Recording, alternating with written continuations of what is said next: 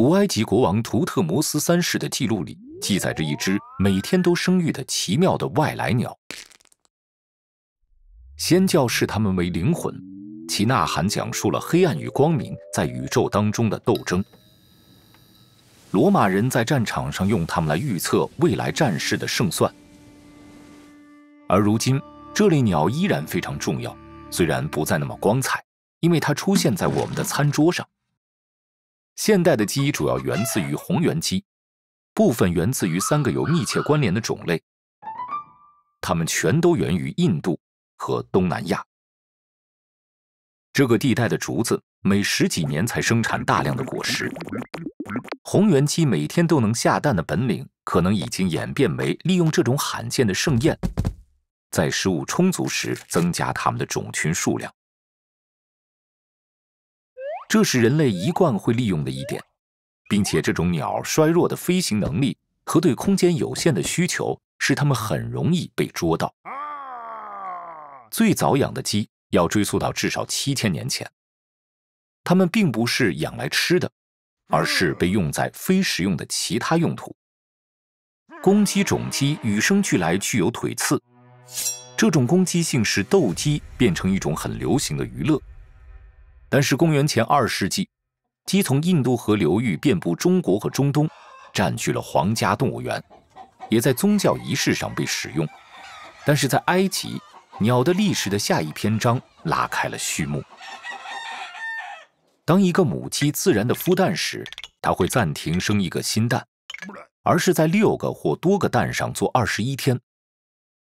等到了公元前1世纪中期，埃及人学会了通过把它们放在热灰上的篮子里来人工孵蛋，这让母鸡可以继续每天下蛋。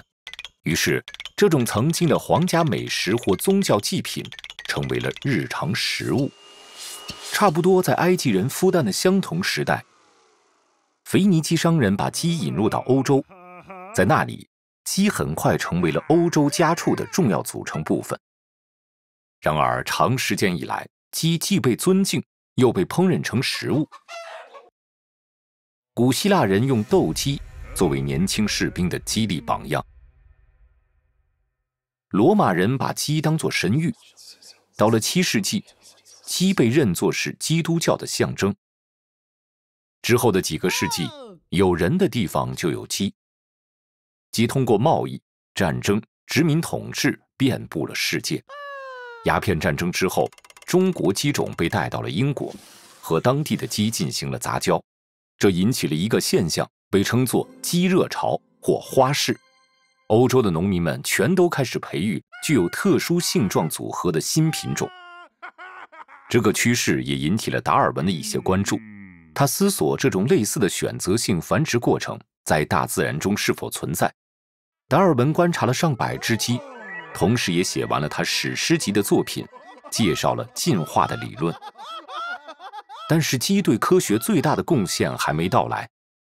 20世纪初期，3位英国科学家在孟德尔的遗传学研究基础上，对鸡进行了广泛杂交。鸡有着高遗传多样性，有很多不同的特性，而且2代之间只有7个月的间隔。这些特点让鸡成为了完美的研究对象。这个研究造就了著名的庞氏表，用来展示一个特定的配对所产生的基因类型。从那以后，很多饲养鸡变得又大又肥，这让它们能够生更多的鸡蛋。同时，鸡的生产转变为工业化、工厂化的模式。鸡在不超过1张纸大小的地方长大。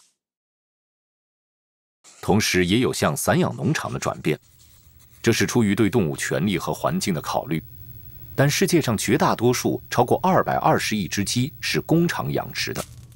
从进行公开表演的决斗士和奉献给神的礼物，到旅行伴侣和研究对象，鸡在历史中扮演了重要的角色。尽管它们可能并不早于传说中的鸡蛋，但鸡迷人的历史也告诉了我们关于我们自己的很多历史。想了解更多隐秘的历史吗？观看这段视频，了解历史上最致命的颜色，或者通过这段视频找出世界上其中一种最受喜爱的游戏的起源。